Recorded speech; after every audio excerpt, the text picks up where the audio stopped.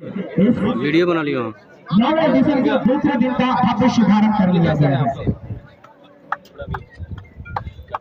इस वक्त हमारे आज के मुख्य अतिथि सभी खिलाड़ियों से परिचय प्राप्त कर रहे हैं, एक दूसरे को बेस्ट ऑफ लक कर रहे हैं, उनको शुभकामनाएं दे रहे हैं कि आप लोग बेहतर करिए और इस टूर्नामेंट में अपनी प्रतिभा, अपना कला, कौशल और खेल भावना को आप बरकरार रखते हुए आप इस फील्ड पर अपने टैलेंट से प्रभावित करके जाइए, इफेक्ट डालकर जाइए और अपना छाप छोड़कर जाइए।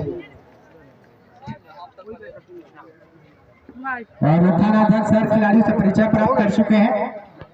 अब सर से मैं विनम्र आग्रह करूंगा बच्चे सर बात लेकर मारते आएंगे और वक्त करने गए थानाध्यक्ष सर, लेकिन थोड़ा सा चुप गए, हालांकि बैटिंग किए हैं बचपन में, थोड़ा सा भूल गया